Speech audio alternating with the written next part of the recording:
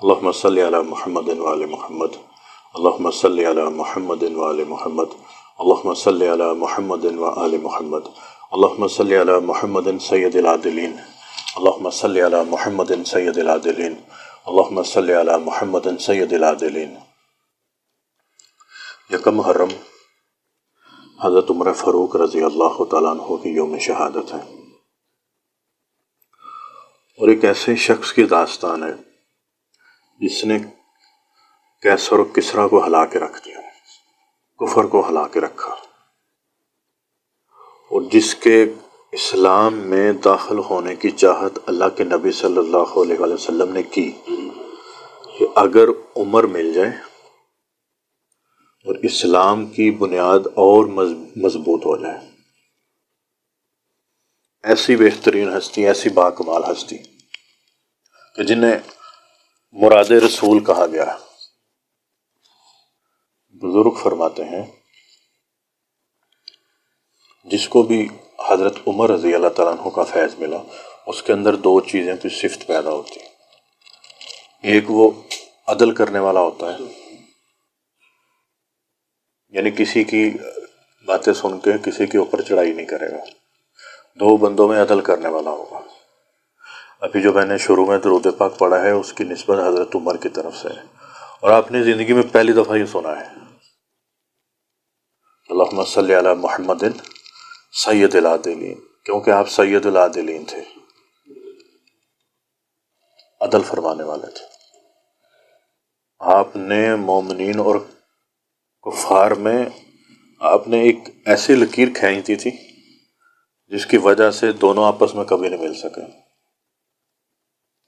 تو جس کو بھی آپ کا فیض ملا حضرت عمر رضی اللہ تعالیٰ عنہ ہوگا، اس کے اندر ایک تو جلال ہوتا ہے، دوسرا جو بندے کلندریت کا سفر طے کر رہے ہوتے ہیں اس میں آپ کا فیض ضرور چاہیے، کیونکہ اس کے بغیر آپ اس سفر کو طے نہیں کر سکتے۔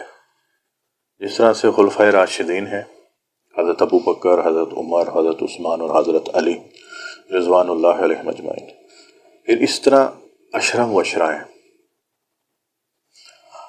عشرہ مبشرہ روحانیت کی 10 منازلیں ہیں، پھر ایک منزل کی 10 منزلیں ہیں، اور اس طرح 100 بنتی ہیں،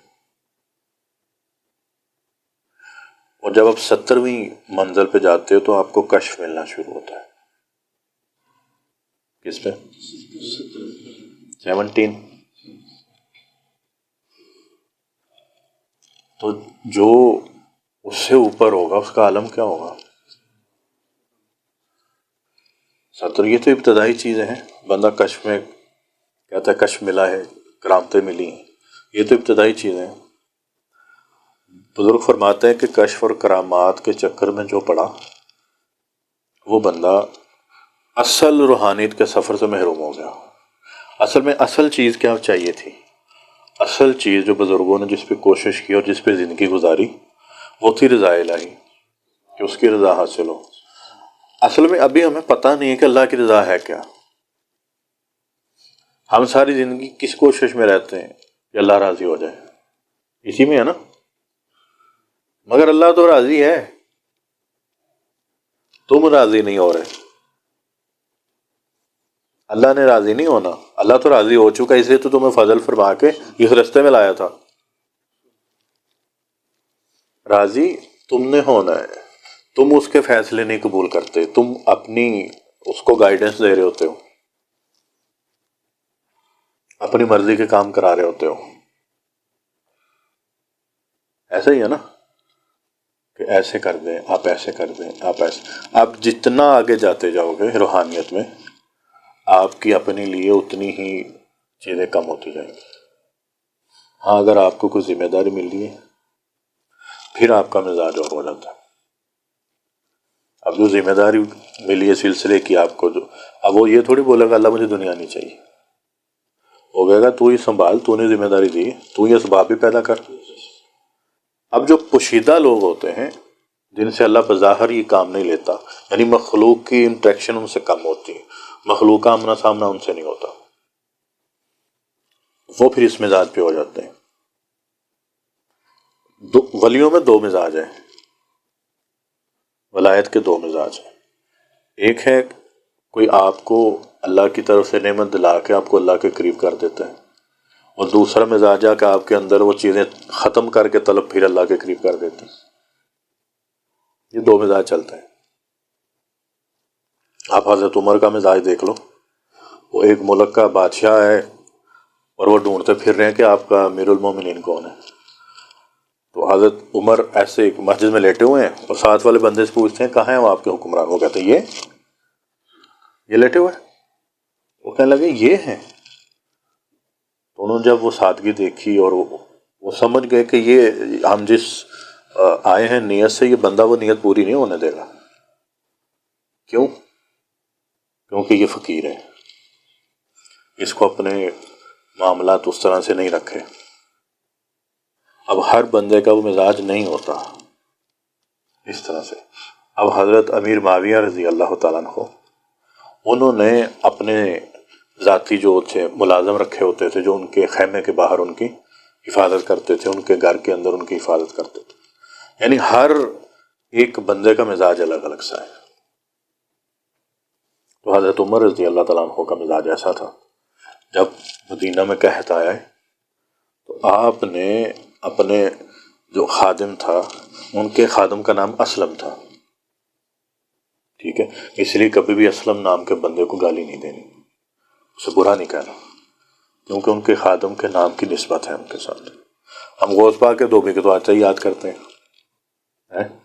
تو حضرت عمر رضی اللہ تعالیٰ عنہ کے خادم اسلم کو بھی یاد رکھا کرو، کیونکہ جس چیز کی نسبت ہو جاتی ہے نا کسی کے ساتھ، وہ بہت قیمتی ہو جاتا ہے. تو حضرت عمر رضی اللہ تعالیٰ عنہ نے فرمایا کہ اسلم، مجھے گھی نہیں دینا، مجھے دودھ نہیں دینا، مجھے کوئی ایسی تر چیز نہیں دینی جب تک یہ مسلمان وہ چیزیں کھانے نہ لگ جائے، تب تک مجھے نہیں دینی. تو یہ اخلاق ہیں نبوت کے باطن کے. نبوت کا جو باطن ہے وہ کیا ہے؟ نبوت کا باطن وہ ولایت ہے. ظاہر نبوت کا کیا ہے؟ شریعت ہے. تو یہ جو ولایت ہے، اب ظاہر ہے حضرت عمر رضی اللہ تعالیٰ عنہ کو، اب ہم بولیں کہ ولایت کے کس درجے پر ہوں گے؟ بعض اولیاء اللہ کے قریب آپ قطب وحدت تھے. ہمیں نہ بھی چلو ان چیزوں کا پتہ ہو، یہ تھوڑا ہے کہ صحابی رسول تھے اور اولو العزم صحابہ میں سے، جنہوں نے اپنے جان، مال، عزت و آبرو اللہ کے نبی صلی اللہ علیہ وسلم کے قدموں میں رکھ دی. اور اس اہل بیت میں شامل ہونے کے لیے، اس خاندان میں شامل ہونے کے لیے حضرت عمر نے اپنی بیٹی کا رشتہ بھی نبی پاک صلی اللہ علیہ وسلم سے کر دیا. یعنی ڈبل ایک نسبت ہو گئی. حضرت عمر کی جو بیٹی تھی ہماری ماں بن گئی. حضرت حفصہ رضی اللہ تعالیٰ عنہ ام المؤمنین، اللہ ان پہ سلامتی عطا فرمائے، اللہ ان کا فیض و توجہات ہمیں عطا فرمائے. تو یہ حضرت عمر رضی اللہ تعالیٰ عنہ جب مسلمان ہوئے تو جا کے ابو جہل کا دروازے پہ دستک دی. تو جا کے کہنے لگے کہ دروازہ کھولو. تو اندر سے آواز آئی کون ہے؟ تو باہر سے آواز تھی عمر. باہر نکلنے کے عمر کیا ہو گیا؟ تو کہنے لگے میں یہ بتانے آیا ہوں کہ عمر مسلمان ہو گیا ہے. تو وہ کہنے لگا نہ کرو عمر، تم مسلمان ہو گئے. انہوں نے آنکھوں میں آنکھیں ڈالی اور بڑے غصے سے دیکھ کے فرمایا کہ عمر مسلمان ہو چکا ہے، اور میں کھلے میں یہ اعلان کر رہا ہوں تاکہ اسلام میں وہ قوت اور طاقت آ سکے کہ کوئی اس کی طرف اب انگلی اٹھا کے نہ دیکھ سکے. فرماتے کہ میں توبہ کرتا ہوں نا مال سے جو میں نے جہالت میں کیے. اس وقت میں مسلمان نہیں تھا، اور اب جب میں مسلمان ہوا ہوں تو میں اسی آب و تاب کے ساتھ اس کا اعلان کروں گا. اور وہ اپنے جو مجھ سے گناہ ہو گئے دین اسلام کی مخالفت کرتے کرتے، وہ عیب میں اب دوں گا اپنے. اس طرح سے آپ فرمایا کرتے تھے کہ اونٹوں کو چرانے والا مسلمانوں کا، مومنین کا وہ امیر المومنین بن گیا۔ اس اسلام نے ہمیں یہ عزت دی۔ یہ وہ خود فرمایا کرتے تھے کہ اونٹ چرانے والے۔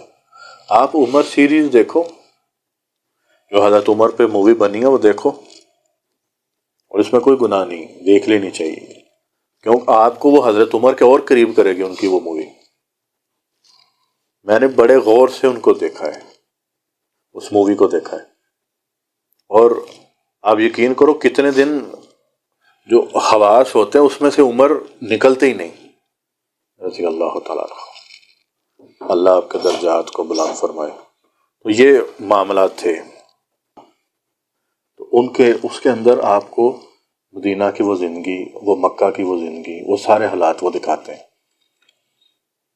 تو اسے ضرور دیکھو۔ حضرت علی کی اس کے اندر انہوں نے، حضرت علی ہیں، حضرت عثمان ہیں، حضرت ابو بکر ہیں، کمال درجے کا ہے۔ اور اس میں حضرت علی کا حضرت عمر سے پیار دکھایا ہے، کس طریقے سے ایک دوسرے سے ملتے تھے، کیسے بات کرتے تھے۔ حضرت عمر حضرت علی کو نام سے نہیں پکارتے تھے، یا ابو الحسن، یا ابو الحسن۔ تو ایک دفعہ ایک یہودی تھا، تو اس نے کہا کہ حضرت جو ان سے حضرت علی ہیں، انہوں نے میرے ساتھ کچھ معاملات ایسے کیے ہیں، آپ ان کو بلائیں۔ یعنی وہ ساتھ بیٹھے تھے کہ انہیں کٹہرے میں بلائیں۔ تو انہوں نے دیکھا، حضرت عمر نے حضرت علی کی طرف دیکھا اور فرماتے ہیں کہ یا ابو الحسن، آپ ادھر آ جائیں۔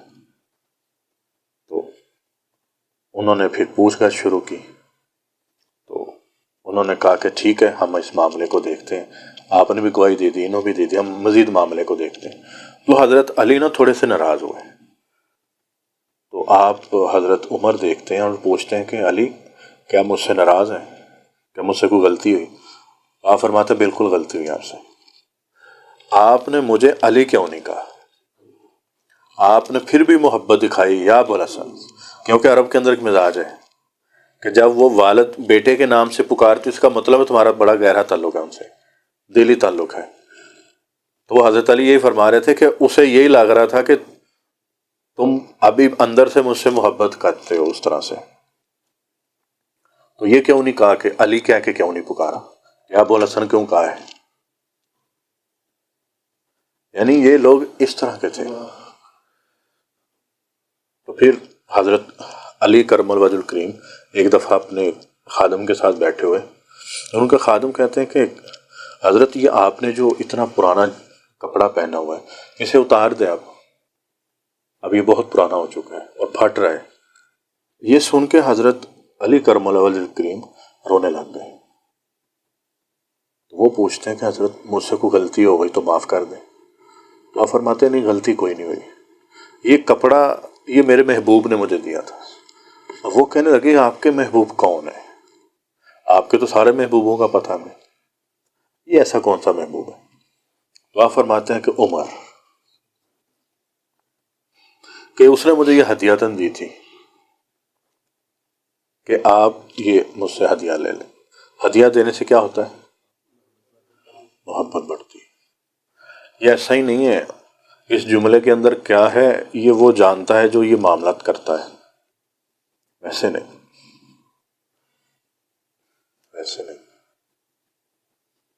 تو ایک ختم کہلاتا ہے کہ اگر کسی بندے کو کوئی حاجت ہو، حضرت عمر سے اس کو فیض چاہیے، توجہات چاہیے، جادو نہیں ٹوٹ رہا، بندش نہیں ٹوٹ رہی، کوئی بندہ تنگ کرتا ہے، نفس تنگ کرتا ہے، کوئی بھی مسئلہ ہے، آپ نے وہ حضرت عمر رضی اللہ تعالیٰ عنہ کا وہ ختم شریف پڑھنا ہے، اول آخر 200 مرتبہ درود پاک ہے، اور درود پاک یہ والا ہے، اللہم صلی علی محمد سید العادلین، اللہم صلی علی محمد سید العادلین، اللہم صلی علی محمد سید العادلین۔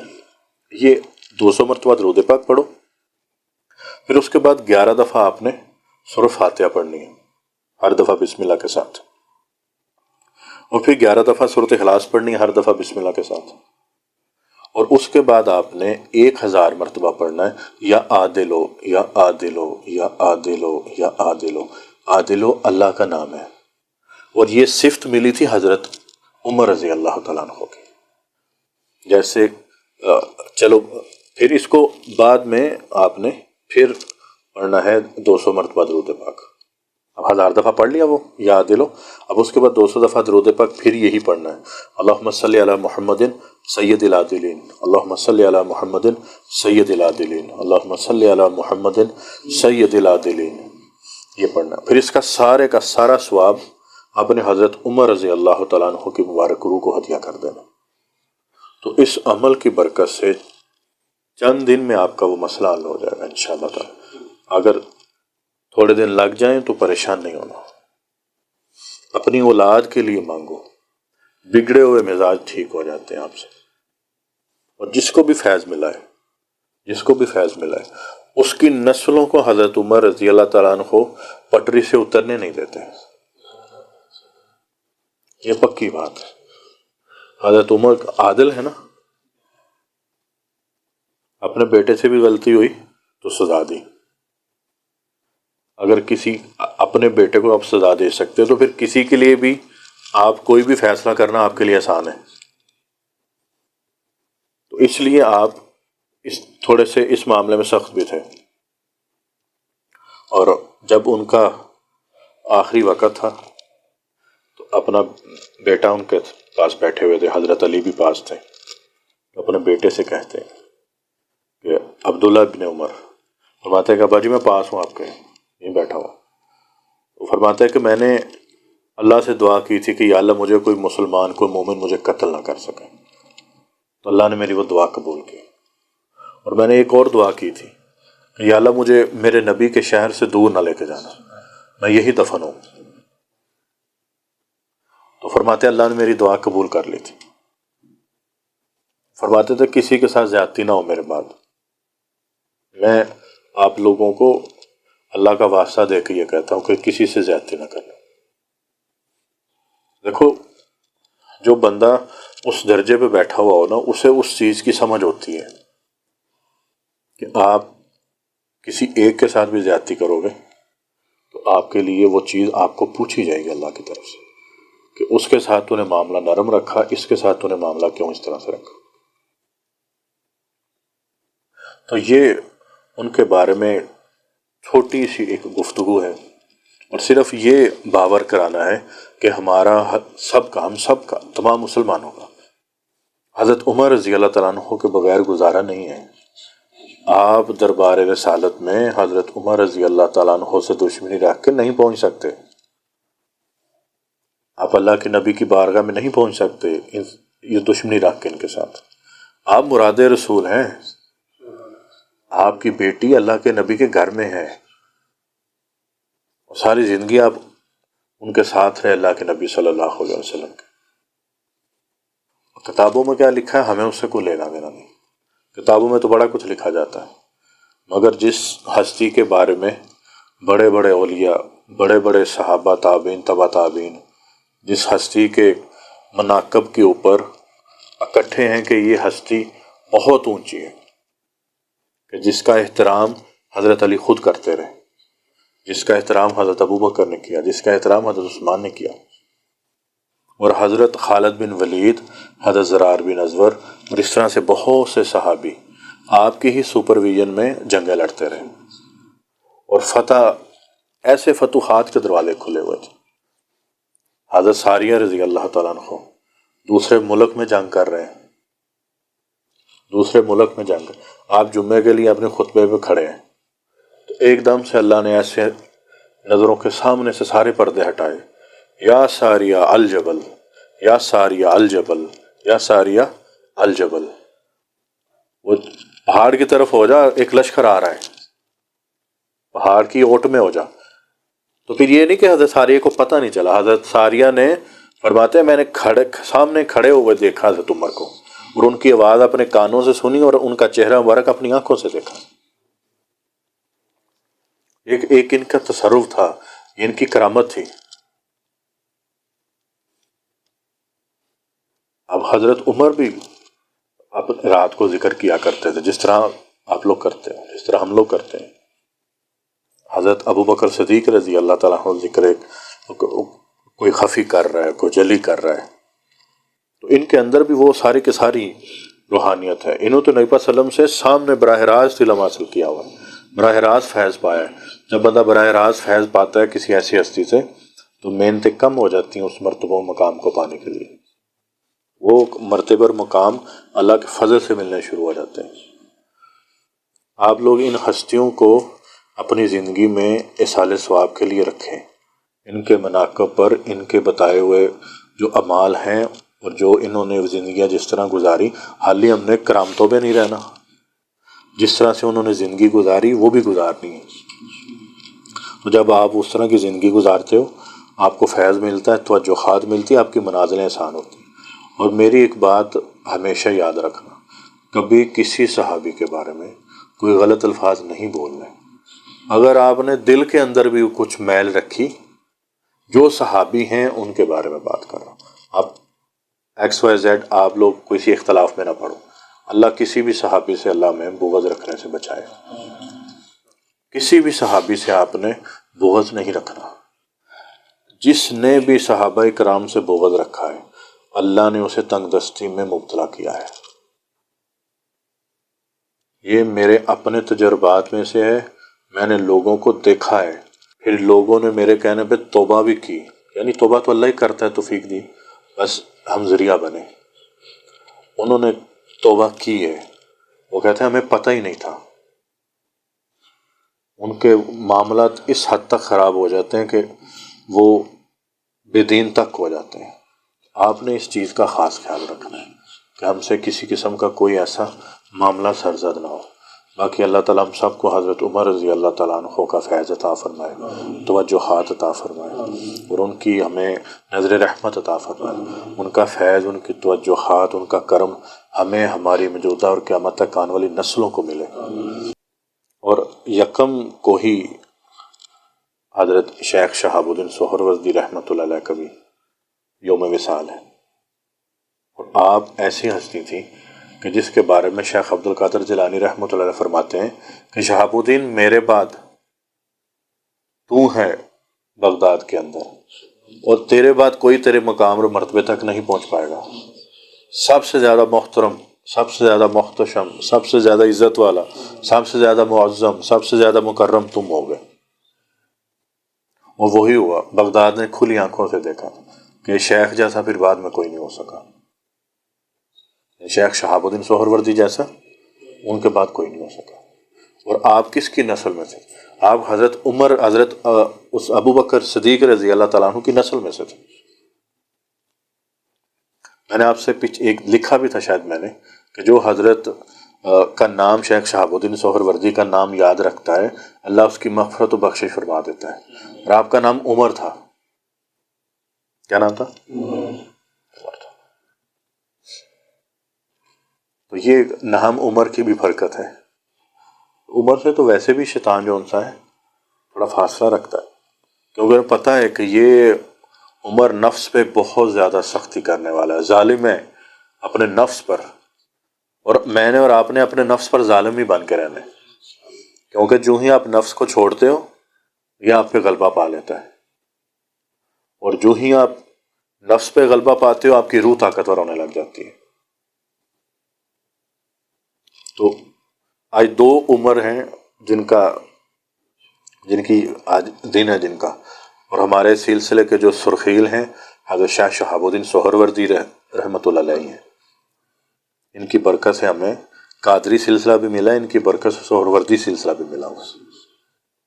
تو اللہ تعالیٰ ہم ان دونوں ہستیوں کا فیض ہمیں عطا فرمائے، اور ان کے بڑوں کا، ان کا بھی فیض عطا فرمائے. حضرت شہاب الدین سہروردی کے بڑے حضرت ابو بکر صدیق رضی اللہ تعالیٰ عنہ صحابی رسول ہیں، امیر المؤمنین ہیں، اور خلیفہ بلا فصل ہیں حضرت ابو بکر صدیق رضی اللہ تعالیٰ. اور اس میں کوئی شک نہیں. اور انہیں یہ صلاحیت، یہ اللہ تعالیٰ کا کرم کوئی عبادتوں سے نہیں ملتا کسی کو. آپ پر فضل ہوا ہے حضرت ابو بکر پر، آپ پر کرم ہوا ہے اللہ کے نبی صلی اللہ علیہ وسلم کا. اور دوسری سعادت یہ تھی کہ آپ کی بیٹی ہماری ماں بنی. اور جتنے بھی عورتوں کے فقہی معاملات ہیں ان کے سارے تربیت ہیں حضرت عائشہ صدیقہ رضی اللہ تعالیٰ عنہ کی طرف سے ہی ہوئے. صحابہ آتے تھے پردے کی اوٹ میں، اماں سے سوال پوچھتے تھے کہ ماں جی یہ بتائیں اس کا کیا بتایا تھا اللہ کے نبی نے، اس کا کیا بتایا تھا، اس کا کیا بتایا تھا. تو وہ کیونکہ عمر اس طرح سے نہیں تھی، بوڑھی نہیں تھی، اللہ نے یادداشت بڑی کمال کی دی ہوئی تھی، فوٹو کاپی تھی یادداشت. تو وہ اللہ تعالیٰ نے ان سے یہ فیض خواتین کا جاری کیا. تو اللہ تعالیٰ میں ان ہستیوں کا فیض عطا فرمائے، اللہ ہم سب کے لیے آسانیاں پیدا فرمائے. اور حضرت عمر کا جن کا دین ہے، حضرت شیخ شہاب الدین سہروردی جن کا یہ دین ہے، اللہ ان کی توجہات، فیض اور کرم عطا فرمائے. اور جتنے ہم لوگ یہاں بیٹھے ہیں، جتنے اس ویڈیو کو سنیں گے، اللہ تعالیٰ انہیں بھی اس کی برکتیں عطا فرمائے. کل جو نیاز ہونی ہے اس کی بھی برکتیں ہم سب کو، اور جو اس ویڈیو کو سنیں گے ان سب کو بھی انشاءاللہ تعالیٰ عطا فرمائے. باقی اللہ تعالیٰ آپ سب کو خوش رکھے اور آسانیاں عطا فرمائے، اور آسانیوں کو تقسیم کرنے کے اللہ آپ کو اس کو ایک چاہت عطا فرمائے. السلام علیکم ورحمۃ اللہ وبرکاتہ.